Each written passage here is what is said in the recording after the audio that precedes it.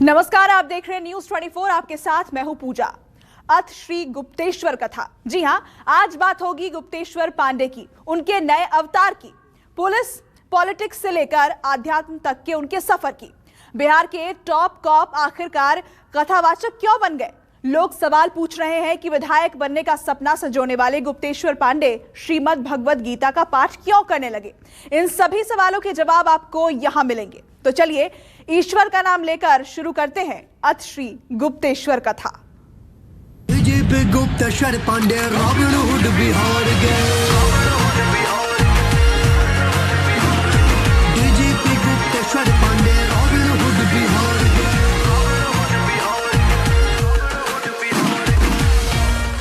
ये हैं बिहार के रॉबिन हुड, परिचय के मोहताज नहीं। हीरो हीरो हीरो इनका काम सबसे मस्त है, हर गली मोहल्ले में चर्चा है यारों, ये इंसान जबरदस्त है, मसीहा। और ये है उनका नया दर्शन, सबसे नया दर्शन। कि सुखाय कर्माणि करोति लोको, सुख के लिए सब कर्म करते हैं लेकिन दुख में उसका अंत दुख में होता है। तो उन्होंने समझाया है कि दुखालयम संसारमयम, इस संसार में जो दुख का आलय है, अगर कोई सुख की कामना करता है तो ये बहुत बड़ी मूर्खता है। राजनीति में नहीं गली दाल तो अपनाया नया अवतार। ये मेरा प्रारब्ध था, राजनीति में मेरा प्रवेश नहीं हुआ तो सीधी मेरी एंट्री सेवानिवृत्ति के बाद अध्यात्म में हुई। पहले पुलिस सर्विस, फिर पॉलिटिक्स और अब आध्यात्म का सफर। आय कर्माणि करोति लोके, सुख के लिए सब कर्म करते हैं लेकिन उसका अंत दुख हो जाता है। असेंबली के चुनाव में विधायक का टिकट प्राप्त करने के लिए अगर आपका ये मानना है तो ये आधी बात आधा सच है। जैसे कर्म हमने किए वैसे संस्कार, जैसे संस्कार वैसे विचार, फिर जैसे विचार वैसे ही कर्म, फिर जैसे कर्म वैसी स्मृति। मेरे अंदर कोई इच्छा, आकांक्षा, महत्वाकांक्षा कुछ भी शेष रही ही नहीं। बिहार के पूर्व डीजीपी गुप्तेश्वर पांडे अब कथावाचक बन गए हैं। गुप्तेश्वर पांडे ने अब लोगों को धर्म का रास्ता दिखाने का संकल्प ले लिया है।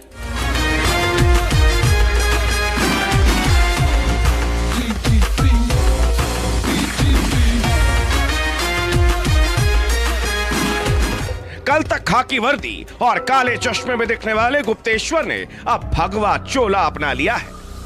गुप्तेश्वर पांडे की जुबान पर अब संस्कृत के श्लोक और आध्यात्म की बातें हैं, प्रवचन है। सुखाय कर्माणि करोति लोके, ये मैत्रेय जी से विदुर जी ने पूछा है। ये भागवत का श्लोक है, सुखाय कर्माणि करोति लोके, सुख के लिए सब कर्म करते हैं लेकिन उसका अंत दुख हो जाता है। गुप्तेश्वर पांडे जी जीवन के लक्ष्य की बात तो कर रहे हैं, लेकिन पुलिस की नौकरी छोड़ने के बाद उनका लक्ष्य कथावाचक बनना नहीं, बल्कि वो चुनाव लड़ना चाहते थे, विधायक बनना चाहते थे, सक्रिय राजनीति में आना चाहते थे। वीआरएस हमने लिया था राजनीति में प्रवेश के लिए, सत्य है। चुनाव लड़ने की इच्छा थी, सत्य है। टिकट नहीं मिला, ये भी सत्य है। तो मेरा प्रवेश ही राजनीति में नहीं हुआ, सक्रिय राजनीति में। तो अब उस बात को छोड़ दीजिए, वो मेरा प्रारब्ध था, उसके लिए कोई दोषी नहीं है। ये मेरा प्रारब्ध था, राजनीति में मेरा प्रवेश नहीं हुआ तो सीधी मेरी एंट्री सेवानिवृत्ति के बाद अध्यात्म में हुई। मौजूदा कथावाचक और बिहार के पूर्व डीजीपी गुप्तेश्वर पांडे ये तो जरूर कह रहे हैं कि वो राजनीति में नहीं जा पाए, नियति ने उन्हें वहां पहुंचा दिया जहां वो जाना चाहते थे। लेकिन उनकी बातों में मलाल तो साफ साफ टपक रहा है।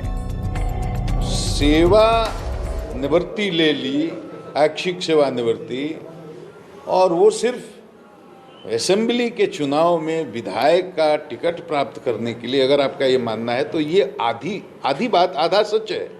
ये पूरा सच ये है कि मैं विधायक बन करके एक मिसाल पेश करना चाहता था। मैं शोषितों की, दलितों की, वंचितों की, गरीबों की आवाज़ बनना चाहता था। मैं चाहता था उनके साथ उनके जा कर के उनके टूटी झोपड़ी में रहूँगा, ज़मीन पर सोऊंगा, उनके टूटे बर्तन में उनकी रोटी और उनका नमक खाऊंगा, उनका दुख, उनका दर्द, उनकी समस्या को सरकार तक पहुँचाऊँगा। मैं एक ऐसा मिसाल पेश करूंगा कि पूरे देश में इस बात की चर्चा हो विधायक ऐसा होना चाहिए, ताकि जनता भी मांगे कि विधायक ऐसा होना चाहिए और माननीय विधायकों में भी आपस में प्रतिस्पर्धा हो कि ऐसा ही विधायक बनना चाहिए। ये कीर्तिमान स्थापित करने के बाद फिर मुझे आना इधर ही था। पुलिस की नौकरी से वीआरएस लेने के बाद गुप्तेश्वर पांडे ने जेडीयू का दामन थामा था। वो बिहार विधानसभा में पार्टी की तरफ से टिकट चाह रहे थे, लेकिन ऐसा हो न सका और वो विधायक बन न सके। अब जब हमने सवाल पूछा कि क्या उनके साथ धोखा हुआ है, तो कथावाचक गुप्तेश्वर पांडे जी ने क्या कहा, अब वो भी तो सुन लीजिए। धोखा मिला इस बात का मलाल है? मुझे धोखा मिला ही नहीं।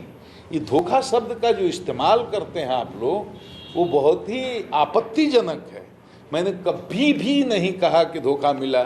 मेरे मुंह में धोखा धोखा डाल करके धोखा निकलवाना चाहते हैं। मैं कहता हूं मुझे किसी ने कोई धोखा नहीं दिया, तो मैं ये मानता हूं कि वो मेरा प्रारब्ध है, धोखा नहीं है। इसलिए कोई इसके लिए दोषी नहीं है। उनकी बातों से ये तो साफ है कि वो धर्म के रास्ते पर चल चुके हैं, सब कुछ पीछे छोड़कर आगे बढ़ चुके हैं। तभी तो किसी से बैर नहीं रखा है। टिकट नहीं मिलने के लिए वो किसी को जिम्मेदार ठहराने के बजाय इसे ईश्वर की मर्जी बताकर आगे बढ़ गए और जीवन के आखिरी लक्ष्य की तलाश में निकल पड़े। सुखाय कर्माणि करोति लोके, ये मैत्रेय जी से विदुर जी ने पूछा है।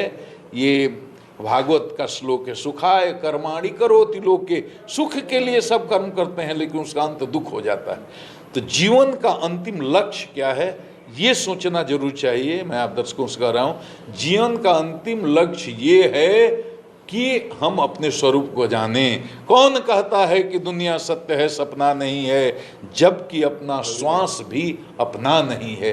किस क्षण ये बंसी बजना बंद हो जाएगी, इसका कोई गारंटी नहीं है।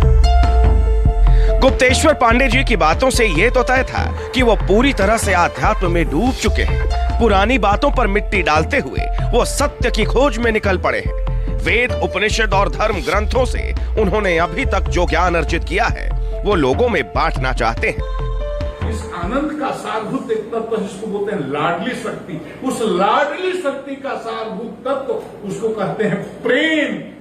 प्रेम अंग्रेजी में उसके शब्द है लव, और यही प्रेम है जिसके अधीन ये भगवान रहता है। अहम भक्तों पराधीनों कहा उन्होंने।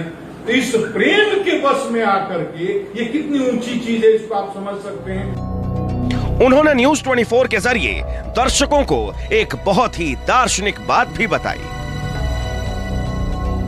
तो जैसे चित्त में जैसे कर्म हमने किए वैसे संस्कार, जैसे संस्कार वैसे विचार, फिर जैसे विचार वैसे ही कर्म, फिर जैसे कर्म वैसी स्मृति, वैसे ही संस्कार, फिर जैसे संस्कार वैसे ही विचार, वैसे ही कर्म।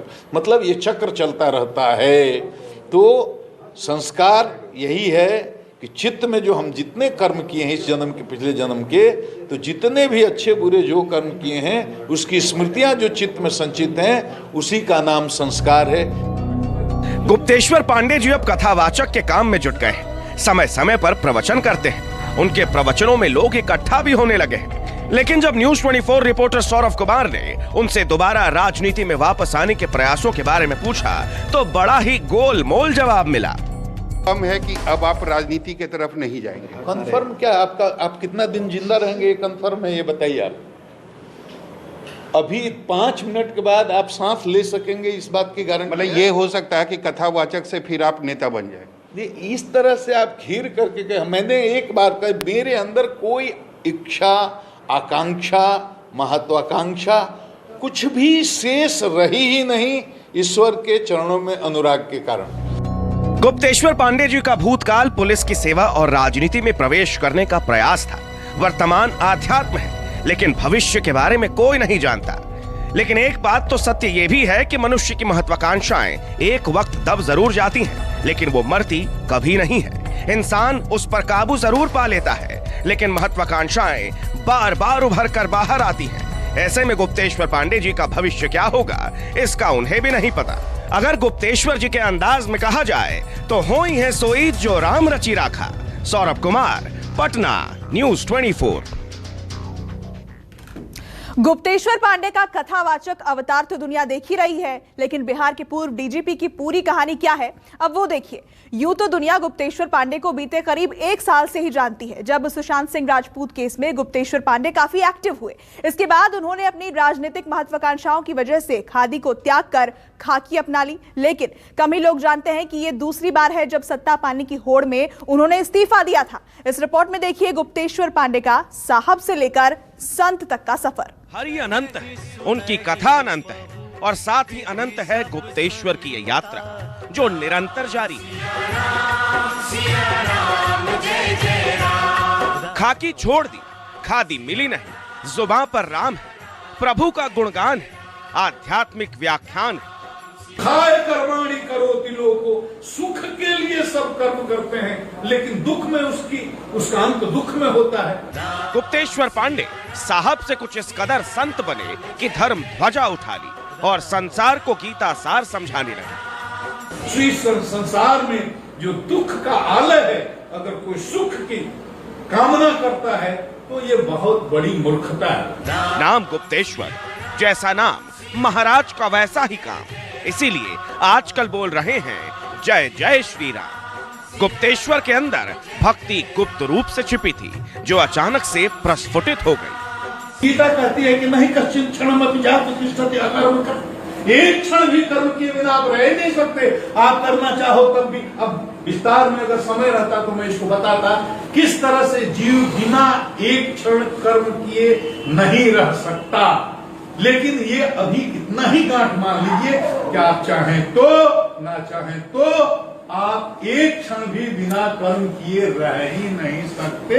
DGP Gupteshwar Pandey, Robin Hood Bihar के। गुप्तेश्वर पांडे नाम एक, किरदार अनेक, कभी रॉबिन हुड, कभी एंग्री अधिकारी तो कभी खद्दरधारी। लेकिन ये विख्यात तब हुए जब सुशांत सिंह राजपूत की बेवक्त मौत हो गई। मौत एक मिस्ट्री बन गई। सुशांत सिंह राजपूत के लिए देश इंसाफ मांग रहा था। एक लहर चल रही थी और इसी लहर की अगुवाई कर रहे थे बिहार के तत्कालीन डीजीपी गुप्तेश्वर पांडे। हमारा दर्द यह है कि सुशांत बिहार का बेटा ही नहीं था, ये पूरे हिंदुस्तान का बेटा था। सारे देश का सेंटिमेंट, सारे देश का इमोशन उसके साथ जुड़ा हुआ है। और पब्लिक परसेप्शन क्या है पूरे देश में देखिए है, लोगों को लगता है कहीं ना कहीं कुछ गड़बड़ है। सुशांत मामले में इंसाफ की मांग से लेकर मुंबई पुलिस के साथ टकराव में वो हमेशा मुखर रहे। उन्होंने हर मुद्दे पर खुलकर बात की और देखते ही देखते एक बड़े पब्लिक फिगर बन गए। उस टीम के साथ महाराष्ट्र पुलिस ने क्या किया उसको पूरी दुनिया ने देखा, किस तरह हमारे अधिकारियों को हुमिलिएट किया गया। महाराष्ट्र पुलिस को हमने बेइज्जत नहीं किया है, हम तो हमेशा से कहते रहे कि पूरे देश की पुलिस एक है। हमारी बिहार की पुलिस को बदनाम किया और बेइज्जत किया महाराष्ट्र की पुलिस ने। 4 हमारे अधिकारी गए, उनके एकोमोडेशन की व्यवस्था नहीं करनी चाहिए थी क्या? अनुसंधान के लिए गए तो उनको वाहन की व्यवस्था नहीं करनी चाहिए थी क्या? उनके साथ बैठ करके इज्जत से बात नहीं करनी चाहिए थी क्या? सुशांत मामले की जांच तो चलती रही, लेकिन गुप्तेश्वर पांडे ने पुलिस की नौकरी छोड़ दी। उन्हें 2021 में रिटायर होना था, पर उन्होंने साल 2020 में ही बीआरएस ले लिया। इसके पीछे समीकरण स्थापित ये हुआ कि वो रिटायरमेंट लेकर बक्सर से विधानसभा चुनाव लड़ना चाहते हैं। रिटायरमेंट के बाद उन्होंने तुरंत जेडीयू का हाथ थाम लिया, लेकिन जब विधानसभा चुनाव में उम्मीदवारों की लिस्ट सामने आई तो गुप्तेश्वर पांडे का नाम ही नहीं था। उनकी जगह पर जिन्हें टिकट मिला वो बिहार पुलिस के पूर्व कांस्टेबल रहे हैं। यहीं से उनका राजनीति और नीतीश कुमार दोनों से मोह भंग हो गया। गुप्तेश्वर पांडे एकांतवास में चले गए, लेकिन फिर दिखे अलग अंदाज में, अलग किरदार में। कभी बिहार के सबसे बड़े पुलिस अफसर रहे गुप्तेश्वर बाबा बन गए। गेरुआ वस्त्र धारण कर भगवत गीता बांटने लगे। दुनिया में, प्रकृति में, किसी भी कल्प में, किसी भी मनवंतर में, किसी भी युग में जो घटना एक बार जिस रूप में घट चुकी है, उस घटना को आज भी चित्र संग्रह के माध्यम से उसी रूप में देखा जा सकता है। नोट कीजिए, विस्तार में बताने का क्या, जो ध्वनि एक बार ब्रह्मांड में कहीं भी निकल गई, किसी भी कल्प में, किसी भी मनंतर में, किसी भी युग में, ध्वनि संग्रह है कि आध्यात्मिक विद्वान उसको आज भी उसी रूप में सुना जा सकता है। अगर गीता सुनाई भगवान ने अर्जुन को, तो किस तरह भगवान बोल रहे हैं और किस तरह अर्जुन सुन रहा है। चेतना की एक ऊंचाई है, एक स्तर है, जहां जाने के बाद भगवान की गीता को कोई भी सिद्ध उसी तरह से सुन सकता है। गुप्तेश्वर पांडे भले ही संत बन गए, अहिंसा की बातें करते हो, लेकिन एक दौर था जब बिहार के गैंगस्टर उनसे थर थर कांपते थे। ये वही गुप्तेश्वर पांडे हैं जो आईजी, एडीजी, एसएसपी, एएसपी और एसपी के तौर पर बिहार के 26 अलग अलग जिलों में अपनी सेवाएं दे चुके हैं। गुप्तेश्वर पांडे मूल रूप से बिहार के बक्सर जिले के रहने वाले हैं। वो 1987 बैच के आईपीएस अधिकारी हैं। 2009 में लोकसभा चुनाव लड़ने के लिए वीआरएस लिया था। 9 महीने बाद दोबारा नौकरी में आ गए। 2020 में विधानसभा चुनाव के चक्कर में फिर से रिटायरमेंट ले ली। खाकी छोड़ दी, खादी छूट गई, अब चढ़ा है भगवा चोला। अब देखते हैं कि अथ श्री गुप्तेश्वर कथा का अगला अध्याय क्या होने वाला है। पटना से सौरभ कुमार के साथ ब्यूरो रिपोर्ट, न्यूज़ 24।